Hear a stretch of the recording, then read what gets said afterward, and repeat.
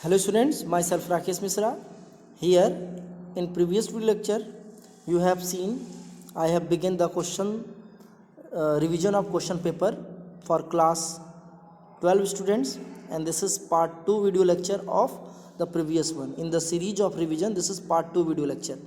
I have selected the set 3 of question paper code number 57/3 series number ONS, and all description how to fill the question number, roll number, and there is a need of mention the serial number as well, and the different kinds of instruction was over in previous video lecture. And in past video lecture you have seen I have revised the question number 1 to question number 7. Out of them many was actually not in our syllabus. Here the last question of previous video lecture was question number 7. Name the cell HIV gain entry into after infecting the human cells. तो answer क्या हो जाएगा? Macrophage cell. ठीक है. Explain the events that occurs these cells. तो उसके लिए मैंने 3 इवेंट्स बताया था बेसिकली. पहला क्या है? इन्फेक्शन. दूसरा क्या है? रेप्लिकेशन. तीसरा क्या? पहला जो है इन्फेक्शन, और दूसरा मैंने बताया था रिवर्स ट्रांसक्रिप्शन. और ठीक है, सेकेंड. और थर्ड क्या था? रेप्लिकेशन. और फोर्थ क्या था? पांचवा था protein synthesis. If you are more serious about the question then you need to mention the transcription as well as the translation. ठीक है, तो ये दोनों स्टेप्स एडिशनल स्टेप्स में आ जाएंगे प्रोटीन सिंथेसिस के. नेक्स्ट क्वेश्चन है explain the relationship between CFCs and ozone in the stratospheres. ये सिलेबस में नहीं है आपके. ठीक है. Why are sacred groups highly protected. तो सैक्रेड ग्रुप्स क्यों प्रोटेक्टेड होते? Because of having spiritual reason. Sacred groups are the specific place which is protected due to the spiritual reason. ठीक है. एग्जाम्पल मैंने बहुत सारा एग्जाम्पल बताया है. इसमें एग्जाम्पल क्या क्या हो जाएगा? गारो, खासी, जैंतिया हिल्स ऑफ मेघालय. इसके अलावा Bastar, Surguja and Chanda area of Madhya Pradesh. Aravalli hills of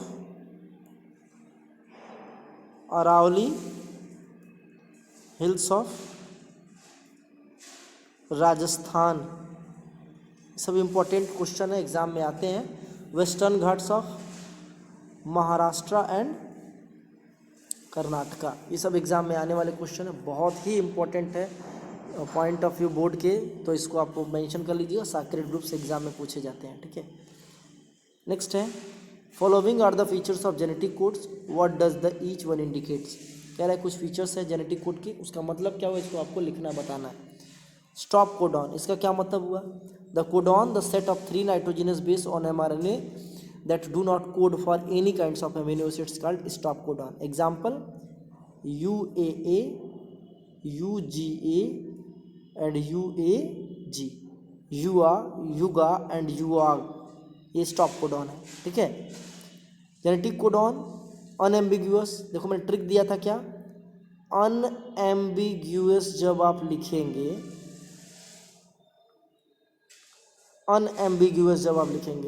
तो शुरुआत में एक आपको टर्म मिलेगा UN करके. UN का मतलब क्या होता है? UN से आप अनएम्बिग्यूअस भी पढ़ेंगे, और यहाँ से आप, मैं एक ट्रिक दे दे रहा हूँ, ये भी पढ़ेंगे unique. It means each codons are unique for the particular amino acids. Whether the one codon code for the 2 aminos, whether the one codon will have, whether the one amino acid will have the one codon or one amino acid will have the 2 codons, but they all are unique. For example, the phenylalanine is coded by UUC. It means these two never code for any other codon. It will code only for phenylalanine. The second example, the GGG, for example, GGG code for glycine. This will never code for any other amino acid. This code for only glycine. Now the codons are degenerated. Single amino acid may have more than one codon. For example, glycine GGU, GGC, GGG, GGA, ये सब क्या है? Codon है।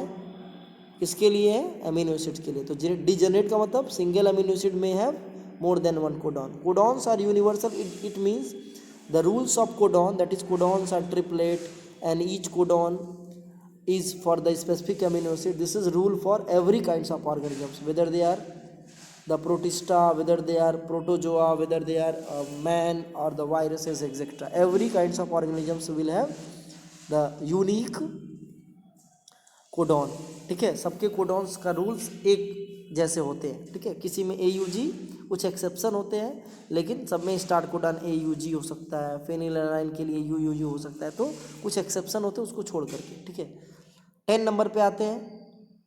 Out of many papaya plants growing in your garden only few bears fruits give reason. कह रहा है कि आपके बगीचे में बहुत सारे पपीते उग रहे हैं, उसमें से कुछ ही जो है फल लग रहे हैं, बाकी में फल नहीं लग रहे। उसके रीजन क्या है? देखो, जो पपाया का प्लांट्स होता है ना, पपाया का प्लांट्स वो यूनिसेक्सुअल होता है। फीमेल अलग कहीं प्लांट होगा तो मेल का प्लांट कहीं और होगा। ठीक है, only fruits bearing plants are female. So out of many papaya plants only few are bears fruit, it means only few are females that bears fruits. ठीक है, लिख देंगे कॉपी में, the fruit bearing plants are female that are very few in numbers is the reasons for the few plants bearing papaya fruits. ठीक है, next आते हैं हम लोग। Write two limitation of traditional breeding technique that lead to, इस syllabus में है नहीं, चैप्टर 9 का है। ठीक है, इसको नहीं पढ़ना है। नेक्स्ट क्या है?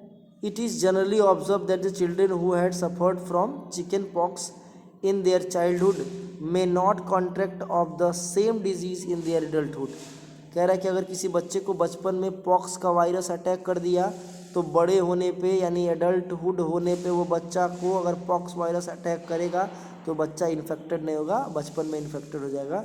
तो ये पूछ रहा है explain giving reason on the basis of such immunity of an individuals, name the kinds of immunity. देखो बेटा, होता क्या है ना, एक इम्यूनिटी टाइप होता है एक्वायर्ड इम्यूनिटी। एक तो तुम लोग जानते हो इनेट इम्यूनिटी होता है, एक एक्वायर्ड होता है। इनेट इम्यूनिटी जो बचपन में आप गेन करते हो, और एक्वायर्ड इम्यूनिटी जो लाइफ टाइम से आपकी बॉडी में एवर होती है। ठीक है, एक्वायर्ड इम्यूनिटी क्या होता है बेटा? जो आपको लाइफ टाइम में गेन होता है। ठीक है, तो होता क्या acquired immunity?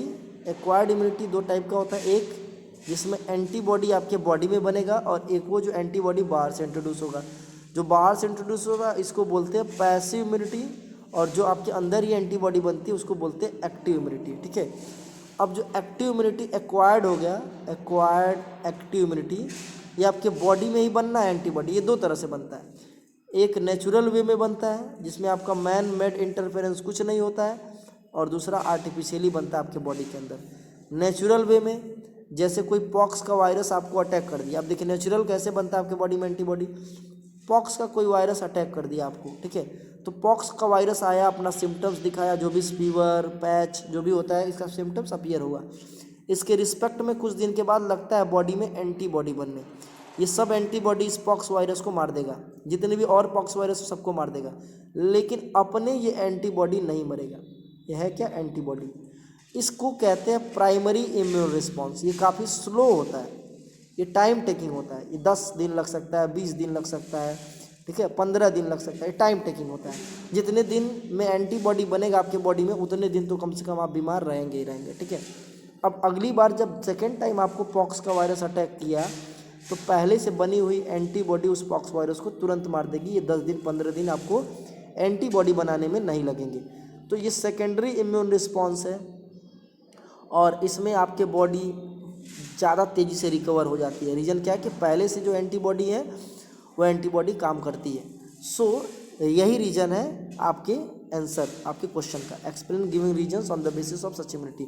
Such immunities are actually, देखो, name the kinds of immunity. The names kinds of immunities acquired, active, natural immunity. ये तीनों बातें लिखनी पड़ेगी। और एक्सप्लेनेशन में क्या लिखेंगे? During the primary infection the antibody form inside the body took some time. During the time of antibody formation body appeared the symptoms of pox. and at that time the body do not fight with the pathogens, but after the formation of antibody the all pathogens get neutralized in the body.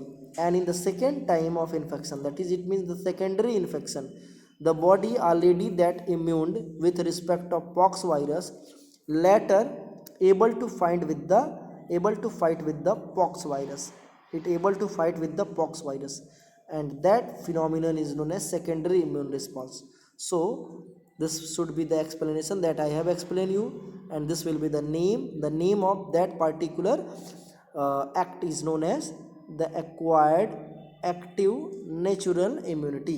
ठीक है, अगला question क्या है, what are interferons, mention their role. Interferons क्या होता है बेटा, ध्यान से सुनना है। Interferons you all are eukaryotic cells, multicellular. ठीक है, आप मल्टी सेलुलर हैं, आपको कोई वायरस अटैक कर दिया, ये वायरस है, इस सेल्स को अटैक कर दिया। भाई एक वायरस है तो एक ही सेल को अटैक करेगा। जब आपके बॉडी में कोई वायरस सेल इन्फेक्ट करता है तो उससे बहुत सारे केमिकल्स निकलते हैं। ठीक है, ये केमिकल बाकी के सेल को भी क्या कर देते हैं, प्रोटेक्ट कर देते हैं, और बाद में ये वायरस अगर मल्टीप्लाई करके बाकी सेल को इन्फेक्ट करना चाहे तो नहीं कर पाएगा। सो लिखेंगे कॉपी में, the virus infected cells secretes very special kinds of chemical that protect to the other neighbouring cells, that is known as interferon. So basically the virus infected cells are the interferons. ठीक है, it is the special types of protein. Next क्या है, mention their role, it protect us from the harmful virus. Example, the alpha interferons protect you from the cancer. ठीक है, homologous organ का concept इस साल syllabus में नहीं पढ़ना है, चैप्टर 7 का मैटर था। चैप्टर 14 पे आ गए हम लोग, चैप्टर 14 नहीं, क्वेश्चन नंबर 14 पे आ गए हम लोग। क्वेश्चन नंबर 14 क्या कह रहा है, क्वेश्चन नंबर 14 क्या कह रहा है, क्वेश्चन नंबर 14 पे हम लोग आगे देखते हैं उसको भी। क्वेश्चन नंबर 14 ये कह रहा है, name the 2 hormones that are constituents in contraceptive pills. कह रहा है कि किसी कॉन्ट्रासेप्टिव पिल्स के 2 हार्मोन्स का नाम लिखो। लिख लो बेटा, ईस्ट्रोजन एंड प्रोजेस्टेरॉन, ये 2 हार्मोन्स है जो एक कॉन्ट्रासेप्टिव पिल्स के क्या है, कॉन्स्टिट्यूएंट्स हैं। Why do they have high and effective contraceptive value. कह रहा है कि वो हाई और इफेक्टिव क्यों है, तो लिखेंगे कॉपी में, they prevent the ovulation process. The oral pills contraceptives are actually prevent the ovulation process, and if ovulation is not happened in the female, then there is the no chance of any kinds of pregnancy in them, and these are the easy to take, there is no need of trainings, and there is a less side effect. Name the commonly prescribed non steroids।